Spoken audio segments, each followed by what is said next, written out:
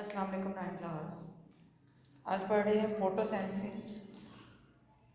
Photosynthesis एक word है, लेकिन अगर उसके अंदर हम देखें तो किससे मिलकर बना है? दो वर्ड्स हैं उसके अंदर, फोटो और सिंथेसिस। तो टर्म एक ही है, लेकिन अगर आगे से देखें तो वो दो लफ्ज़ों से मिलकर बना है। फोटो का मतलब क्या है? लाइट। वो फ़ोटो नहीं है जो डेली हम यूज़ करते हैं, वर्ड फोटोग्राफ वाला नहीं है, तस्वीर वाला फ़ोटो नहीं है। यहाँ पर फोटो का मतलब है लाइट, और लाइट कौन सी? सनलाइट। सेंस का मतलब क्या होता है? मेकिंग या प्रिपरेशन।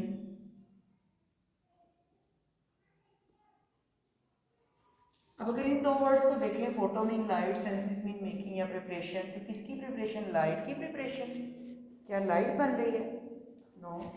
इन दो वर्ड्स को यूज़ करते हुए हमने क्या देखना है? लाइट की हेल्प से पौधों का क्या बनाना? अपनी खुराक को बनाना। क्या कहलाएगा? फोटोसेंसिस।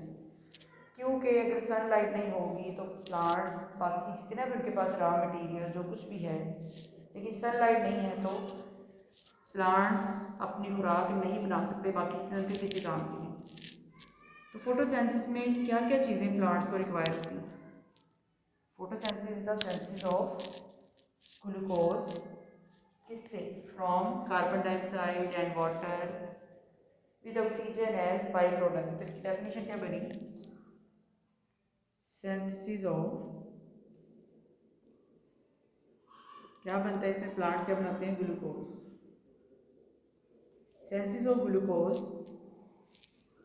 फ्रॉम, कौन कौन सी चीज़ों को लेकर प्लांट जो है वो ग्लूकोज बना रहे होते हैं? From carbon dioxide and water. ये क्या है? रॉ मटेरियल्स हैं। Synthesis of glucose from carbon dioxide and water,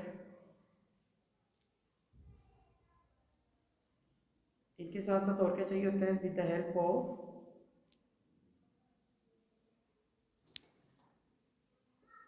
sunlight and chlorophyll. अगर ये भी नहीं होंगे, कोई एक चीज़ भी नहीं होगी, तो फोटोसेंसिस नहीं होगी, प्लांट्स अपनी फूड नहीं बना सकते। ये हम हेल्प को निकाल दें। Synthesis of glucose from carbon dioxide and water with sunlight and chlorophyll, इनको अगर हम निकाल भी दें with sunlight and chlorophyll.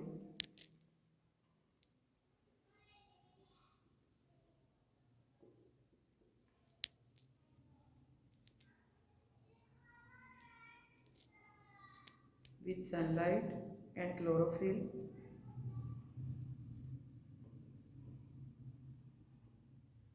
and oxygen as a byproduct। Oxygen क्या है यहाँ पर? सिंपल सी डेफिनेशन है। किस चीज़ की सेंस हो रही? Sense of glucose. कहाँ से? From carbon dioxide, water, sunlight and chlorophyll.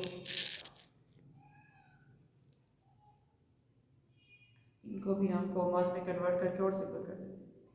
Sense of glucose from carbon dioxide, water, sunlight and chlorophyll with oxygen as by product. With oxygen as by product. Oxygen उसकी किसी काम की नहीं है photosynthesis में। जिस तरह से हम रेस्पिरेशन करते हैं, हम जब सांस ले रहे होते हैं, हम ऑक्सीजन को लेकर जा रहे होते हैं, तो बदले में क्या बनती है? कार्बन डाइऑक्साइड, जो कि हमारे किसी काम की नहीं, लेकिन वो कार्बन डाइऑक्साइड प्लांट्स फोटोसेंसिस के लिए यूज़ करते हैं, उनके बहुत ज़्यादा काम आती है। जब प्लांट्स ने कार्बन डाइऑक्साइड ली, अगर हम इक्वेशन से देखें, कार्बन डाइऑक्साइड ली और दूसरा रंग क्या था? वाटर। क्या बनाया? ग्लूकोज।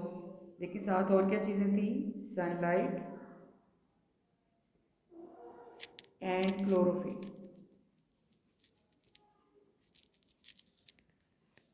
अब चार चीज़ें होगी, carbon dioxide, water, sunlight, chlorophyll. बनाया क्या है? Glucose, C6H12O6। इसके साथ साथ क्या कह रहे हैं? Oxygen as by product. Oxygen साथ में फालतू सी चीज़ प्लांट्स के, जो किसी काम की नहीं है, फोटोसेंसिस में खास तौर पर किसी काम की नहीं है, जबकि रेस्पिरेशन में ये ऑक्सीजन उन्हें चाहिए होती है। तो फोटोसेंसिस के लिए अगर हम देखें इक्वेशन, तो ये है जिसमें फोटोसेंसिस में जो ऑक्सीजन बनी है वो उसके किसी काम की नहीं है। कितने उन्होंने यहाँ पर ग्लूकोज के कितने मॉलिक्यूल बने इनको देखते हुए अगर हम बैलेंस करें तो 6 कार्बन डाइऑक्साइड लिए तो 6 ही ऑक्सीजन मॉलिक्यूल निकल गए। 6 कार्बन डाइऑक्साइड मॉलिक्यूल थे तो उतने ही यहाँ पर क्या बनी है ऑक्सीजन। 12 वाटर मॉलिक्यूल यूज़ किए हैं तो उसमें से हाफ यूज़ हो जाएंगे और हाफ 6H2O वापस बच जाएंगे। कुछ इक्वेशंस आप देखेंगे जहाँ पर 6 ही यहाँ पर होंगे तो 6 तो यहाँ पर यूज़ हो जाएंगे। अगर यहाँ पर डबल है तो फिर उसमें से हाफ यूज़ हो जाएंगे और हाफ यहाँ पर बाकी बच जाएंगे। तो इक्वेशन क्या शो कर रही है, ये स्मॉल रिएक्टेंट्स मिलकर एक लार्ज प्रोडक्ट बना रहे हैं जो कि क्या है ग्लूकोज। इसका मतलब हमने जब चैप्टर 6 में पढ़ा था कि एनाबॉलिज्म या कैटाबॉलिज्म, यहाँ पर ग्लूकोज बनती है। ग्लूकोज क्या है, एक लार्ज प्रोडक्ट है। तो जब भी कोई स्मॉल मॉलिक्यूल्स मिलकर लार्ज प्रोडक्ट बनाते हैं तो हम क्या कहते हैं कि क्या हो रही होती है, लार्ज प्रोडक्ट का बनना क्या कहलाता है, ये प्रोसेस एनाबॉलिज्म। फिर इसका मतलब फोटोसिंथेसिस एक कौन सा प्रोसेस है, एनाबॉलिक प्रोसेस, क्योंकि यहाँ पर क्या बन रही है, लार्ज प्रोडक्ट यानी ग्लूकोज। फोटोसिंथेसिस में फूड चेन में इसका मेन रोल है। अगर फोटोसिंथेसिस नहीं होगी, प्लांट्स अपनी फूड खुद नहीं बनाएंगे, फिर उन प्लांट्स को आगे जिन ऑर्गेनिजम्स ने खाना है वो जानदार जब खुराक उनको नहीं मिलेगी और उनको आगे जिसने खाना है, तो इस तरह से ये सारा जो सिलसिला है वो ख़त्म हो जाएगा। इसका मतलब प्लांट्स क्या हैं, मेन ये जो प्रोड्यूसर्स इनको कहते हैं, यानी ये खुराक पैदा करने वाले मेन ऑर्गेनिजम्स हैं, मेन जानदार यही है। फूड चेन हमेशा स्टार्ट ही कहाँ से होती है, प्लांट से। तो अगर प्लांट्स ही नहीं है, फूड चेन स्टार्ट ही नहीं होगी वहाँ से, बाकी के जानवरों को फूड नहीं मिली है, तो इनकी वजह से बहुत ज़्यादा डिस्टर्बेंस हो सकती है कि अगर फोटोसिंथेसिस कहीं पर नहीं हो रही। तो फोटोसिंथेसिस का बहुत ज़्यादा रोल है हमारी भी लाइफ में। हम भी प्लांट्स को खाते हैं, मुख्तलिफ दूसरे जानवर डिपेंड करते हैं इसके ऊपर। अब यहाँ पर हमने क्या, रॉ मटेरियल कौन कौन से हैं फोटोसिंथेसिस में, रॉ मटेरियल्स कौन कौन से, हमने दो पढ़े हैं, दो ही रॉ मटेरियल्स हैं। एक कार्बन डाइऑक्साइड है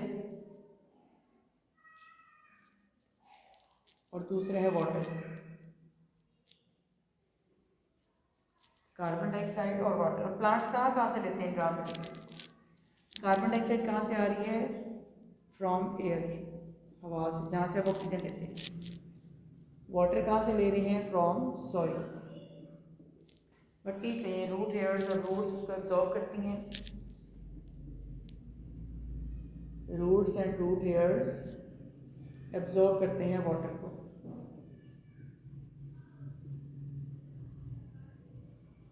एब्जॉर्ब करके कहाँ लेकर जाएंगे,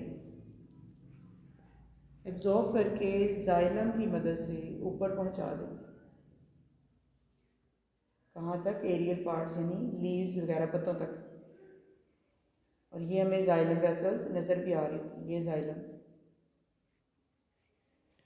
अब इन्होंने पहुँचा दिया ऊपर लीव तक। अगर लीव का आगे स्ट्रक्चर देखिए अंदर का, तो ये क्या है, बाह्य लेयर एपिडर्मिस, अपर एपिडर्मिस है, लोअर एपिडर्मिस है।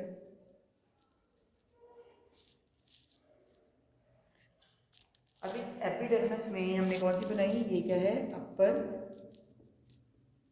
एपिडर्मिस।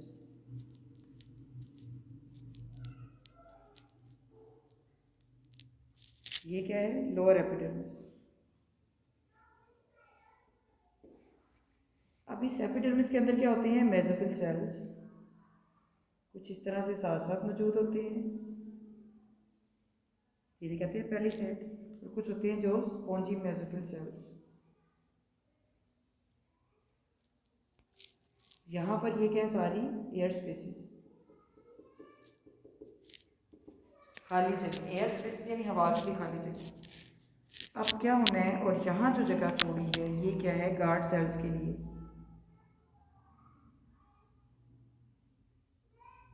ये जो गेट बनाया है यहाँ कौन खड़े हैं जी, गार्ड सेल्स। कितने गार्ड सेल्स हैं, 2।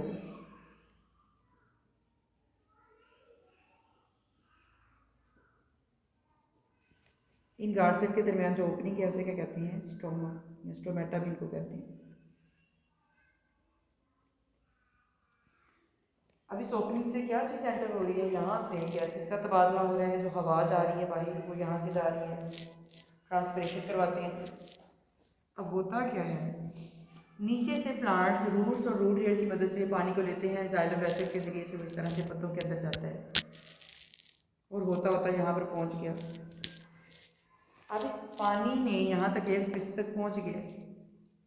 इसके बाद बाहर से क्या ले रहे होते हैं, स्ट्रोमेटा की मदद से प्लांट्स हवा को भी ले रहे होते हैं। हवा में बेसिकली क्या चीज़ चाहिए उनको, कार्बन डाइऑक्साइड। तो कार्बन डाइऑक्साइड एयर से ली और वहाँ से पहुँच गई आगे प्लांट्स में मौजूद एयर स्पेसिस तक। अब जब एयर स्पेस में जाती है तो यहाँ पानी में एब्जॉर्ब होती है और फिर इसके बाद अंदर जाती है मेसोफिल सेल्स में। यहाँ से भी कहाँ चली जाती है एयर स्पेसिस से अंदर मेसोफिल सेल्स में। और फिर उसके बाद अंदर जो सारा प्रोसेस है वो हम डिटेल में आगे मैकेनिज्म पढ़ेंगे कि अंदर जाकर वो किस तरह से कौन कौन से रिएक्शन करवाती है, कैसे ग्लूकोज बनाती है। तो मेन जो रॉ मटेरियल्स हैं वाटर और कार्बन डाइऑक्साइड, इन दोनों का भी हम अलग-अलग मैकेनिज्म में रोल पढ़ेंगे कि ये दोनों क्या करते हैं। सबसे पहले पानी है जो लाइट रिएक्शन बनाने में हेल्प करेगा। उसके बाद ग्लूकोज है जो कि दूसरा रिएक्शन, डार्क रिएक्शन, दो रिएक्शंस होते हैं। मैकेनिज्म ऑफ फोटोसिंथेसिस के आगे दो रिएक्शन हमने फर्दर पढ़नी है, लाइट रिएक्शन है, डार्क रिएक्शन है। और इनको लाइट और डार्क क्यों कहते हैं, इनमें कौन कौन सी चीज़ें यूज़ हो रही हैं, कौन से रॉ मटेरियल्स यूज़ हो रहे हैं, क्या बना रहे हैं, सारी डिटेल हम इसके बाद ही पढ़ेंगे।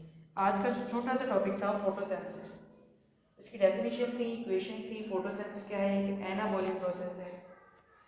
फोटोसिंथेसिस के लिए क्या क्या चीज़ें रिक्वायर्ड थी वो हमने सारी पढ़ी हैं। उसके बाद जो रॉ मटेरियल्स है वो कहाँ कहाँ से आते हैं, कार्बन डाइऑक्साइड कहाँ से लेते हैं, प्लांट्स कार्बन डाइऑक्साइड एयर से ले रहे होते हैं।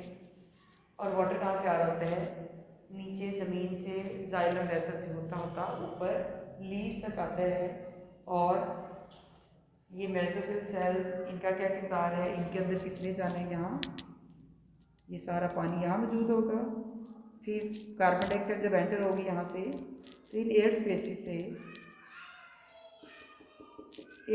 से फिर यहाँ से कार्बन डाइऑक्साइड कहाँ जाती जाएगी, इन सेल्स के अंदर, जिन्हें कहते हैं मेसोफिल सेल्स।